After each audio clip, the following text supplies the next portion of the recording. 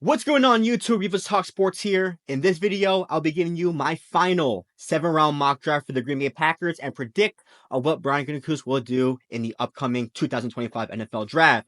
So without further ado, let's hop into the video. So in the first round, the Green Bay Packers had pick 23, but why stick and pick, especially with the draft being in Green Bay? How about we trade back, acquire some capital, and build a suspense for our fans? So we're going to go from pick 23, and you're probably wondering, how far back will we trade? Let's go ahead and trade back to the final pick of the first round and build that suspense for fans and make that trip worthwhile. We're going to go ahead and trade with the Philadelphia Eagles. This is per the Rich Hill trade chart. The trade package will probably be a lot better in real life, but just to get the simulator to take this trade package, it's going to be pick 32, 134, and 164 for pick 23. Propose it, accept the trade. We're going to go back to the final pick of the first round.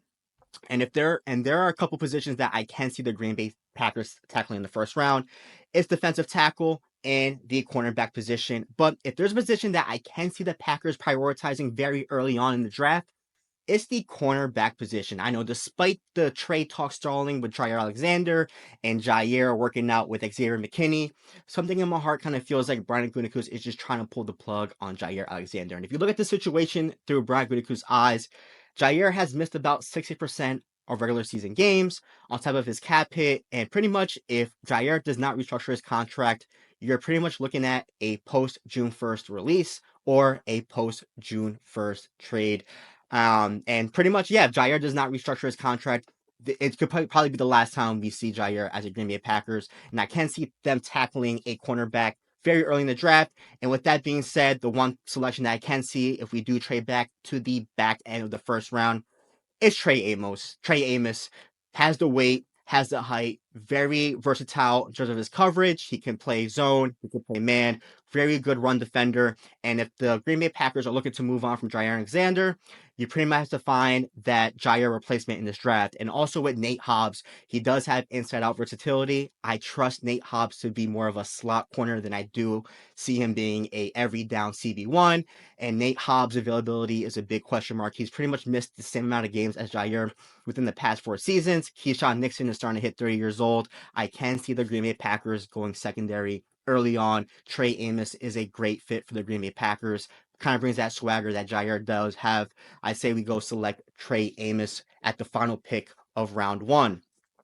Here we are in the second round, pick 54. I say we go wide receiver here. I do think that the wide receiver should be a selection, probably maybe first round, depending on if Gutekunst wants to go that route, but that barely happens. If anything, I do see a wide receiver in round 2. And without much explanation, I'm sure he's probably one of our biggest draft crush in this draft. You run that card in for Jaden Higgins. He can be that Christian Watson replacement, 6'4", 214 pounds, has that relative athletic score that the Green Bay Packers love in their prospects. And especially with Christian Watson's future, the Green Bay Packers being uncertain, I do not see him probably coming back to the Packers after this upcoming season. Romeo Doubs does have some concussion concerns, and I do not know if he'll be back with the Green Bay Packers. I won't be surprised if you could probably see his name as a trade candidate during the season, or maybe let him go to get some comp picks. But I do not know what Romeo Doubs' future is looking like with the Green Bay Packers. And all in all, the Packers do have 4 wide receivers hitting free agency after this upcoming season. We got to go build that wide receiver core and provide playmakers for Jordan Love. We're going to go ahead and run this card in for Jaden Higgins. And I'm going to pause the draft right here because for some reason, whenever there is a trade back for the Green Bay Packers, there is a trade up for the Packers. Let's go ahead and find a trade candidate to trade up, maybe late second, maybe early third. We're going to go ahead and propose a trade, and a team that I can see being a perfect trade candidate, especially this early on in the draft, is the New England Patriots. They kind of have a rebuild of their own, and I'm sure they're going to want to trade back and acquire some capital and build around Drake May. We're going to go ahead and trade with the New England Patriots. We're going to go pick 77, trade up 10 spots, give up 87, 134. Propose, confirm, trade has been accepted, and let's see who can fall in our lap by moving up 10 spots. Reject. And I honestly think that the Green Bay Packers should go defensive line within the first 3 rounds of this draft. And I'm going to go with Alfred Collins, 6'5", 332 pounds. He can be the future nose tackle for the Green Bay Packers. I know this isn't the sexiest pick that Packer fans may want, but come November, December, and January, when the games are going to be within the trenches, he's going to be a nice gap plugger. There's a lot of snaps for grabs with TJ Slayton being with the Cincinnati Bengals. I do see Alfred Collins being a plug-and-play nose tackle for the Green Bay Packers, want to do the dirty work, and I do love this trade-up, especially going up 10 spots and getting a nice nose tackle that pretty much fits the bill for the Green Bay Packers. We're going to go ahead and select Alfred Collins at pick 77. Let's run that card in, and I really love how this draft is going. We have the cornerback for the Jair replacement, and in case Nate Hobbs gets hurt, then we have the wide receiver to kind of build that playmaker room in the wide receiver core, and getting that pure nose tackle in Alfred Collins, I think is going to look like a solid draft for the Green Bay Packers in this video. Round 4, pick 124. I'm probably thinking going offensive tackle, probably finding that Rasheed Walker replacement. Aaron Banks got paid. Alton Jenkins already paid. And I'm sure the Brinks trucks is getting loaded for Zach Tom. I think Rasheed Walker is pretty much the odd man out in terms of getting their contract with the Green Bay Packers. Let's try to think long term. And the Packers love finding offensive tackles within the middle rounds and turning them into pretty much all pro caliber or Pro Bowl caliber players. And I do like Anthony Belton here. I understand that he's 336 pounds. He's a bit thicker than what the Packers like in terms of their weight threshold for offensive tackle. I'm sure through off-season trainings, he could probably shed about 10 pounds. He is a mauler in the run game. His nickname is the Escalade, but I can see him being in a situation going to the Green Bay Packers, competing at the offensive tackle spot with Rasheed Walker, and then I can see the Green Bay Packers trying to mold him into a nice quality, probably potential all-pro offensive tackle. Great environment to go to, especially if he's trying to become the next great offensive tackle for the Green Bay Packers. I love Anthony Belton. He did take a visit for the Green Bay Packers. He does seem like he's someone that's on the Green Bay Packers board. Let's go ahead and select the future offensive tackle and be the future blindside for Jordan Love. Let's go take a look to see what's next. Round 5, pick 159. I think we can either think about double dipping at wide receiver. I think we could look at cornerback. I mean, the Packers, they lose a lot of depth. So if we did find that potential starter cornerback in Trey Amos, we can kind of fill in the spots for the cornerback room, add more competition, add more depth. And I'm probably looking at Za Frazier. I think he'll be a nice depth piece for the Green Bay Packers and kind of adding more competitiveness to the cornerback room. 6'2", 186. He may be a little light than what the Packers like. I do know they do like kind of 190 plus, but nice relative athletic score. Has outstanding size at the cornerback position, good press man coverage, and only has a 5.6 career missed tackle rate. Very physical corner, and I do like him being a nice depth piece to the cornerback room, especially with how the future is looking at the cornerback room. I think we need to build that room up and build that solid foundation, especially if the Packers do decide to move on from Jair Alexander. God forbid Nate Hobbs gets hurt or Nixon just isn't with the Packers for the long term. I think it is very important to kind of build in that solid cornerback room.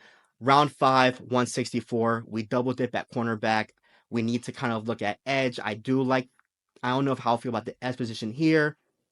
I do like the double dip at defensive tackle. I do like Elijah Roberts here. We did find that pure nose tackle in Alfred Collins. And Elijah Roberts, 6'3", 285 pounds, and he is a very versatile defensive lineman. He could probably line up all the way from a 3 tech and probably be a 7 tech, but he is someone that could be lined up all across the board on the defensive line, has that weight. So I'm sure if he wants to pretty much compete against at the edge position against Lucas Van Ness, you could definitely put him there. If you want to maybe add some weight to Elijah Roberts, he could be a potential replacement for Devontae White if they don't extend him, or a potential replacement for Kenny Clark if they don't bring him back. But I do like the double dip at defensive tackle. Brian Gutekunst wants to apply pressure with 4 defensive linemen, and I think we need to kind of build in that new room. So I like Elijah Roberts here, and he also took a visit for the Green Bay Packers. Let's go ahead and select Elijah Roberts and double dip at defensive tackle. Let's see what else is next. Round 6, 198. All right, I can see linebacker depth here. I can see pure edge. I like to go pure edge. We have yet to select a pure edge in this draft. I mean, we did double dip at defensive tackle. I do know Elijah Roberts does have in and out versatility against the line, but just getting that pure edge and pretty much building up that depth in that edge room. We don't know what the future's looking like for Rashawn Gary and Lucas Van Ness. We need to see that year 3 breakout, or else he's looking like a round 1 bust. But let's finally get that pure edge in this draft, and let's go ahead with Tyler Beatty, 6'5", 271 pounds. Great athletic score, mauling mentality, and strong foundation will enable him to contribute immediately at the professional level while further developing his pass rushing skills. Developmental edge rusher in this class that we could bring into this room, have him compete at the edge position, pure edge. I say we go ahead and get the edge rusher in this draft. So Tyler Beatty, sorry about that.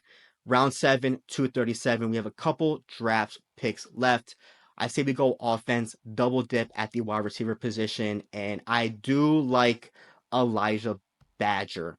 6'1", 200 pounds, relative athletic score of 9.32. He can struggle consistently to separate against single coverage, but he is a threat with the ball in his hand after catch and can make guys miss and create yards. I do see the Green Bay Packers double dipping at the wide receiver position in this draft. 4 wide receivers hitting free agency after this upcoming season. Don't know Watson's coming back. Don't know what the future's looking like with Romeo Doubs, but we need to continue to add more playmakers to this room. And hopefully we can find that wide receiver 1 in this draft, or someone in this room just steps up to be wide receiver room. But I think it's very important to at least double dip at the wide receiver position and pretty much enhance that room. I say we go ahead and select Elijah Badger. And with the final pick at 250, let's see what we can get here. I don't see a running back, don't see quarterback. We double dip that corner. We double dip a defensive tackle. I say we can either go linebacker or edge. I say we go linebacker with the final draft. Do we need it? Is it an immediate need? No. We have 5 linebackers, right? We have Quay Walker, we have Cooper, McDuffie, we have Welch, and we have Hopper, but we don't know what the future is looking like for Quay Walker. We have yet to provide him that extension, so we don't know what his future is looking like. Isaiah McDuffie tends to be a liability in the past, and I kind of feel like Edgerrin Cooper is like our best linebacker in this room, and God forbid any injuries occur to the starting rotation, it is very key to have a solid linebacker core, and whether this prospect can be a nice fill-in if an injury occurs to linebacker position, or be a solid special teams player. But I do like Jackson Woodward here out of UNLV. The relative slow score is not great. I understand that the Packers love high relative athletic score players, but he is a consistent tackler who can convert opportunities and has outstanding change of direction ability in space. And that's really key as a linebacker, right? You need to have a great direction ability in space, especially in the passing game. So God forbid if Quay goes down and McDuffie goes down and we need someone that has good change of direction ability in the passing game, why not take a flyer at a linebacker deep at the end of the draft? Let's go linebacker here. All right, and there you have it for my final 7-round mock draft for the Green Bay Packers. Let's do a quick recap.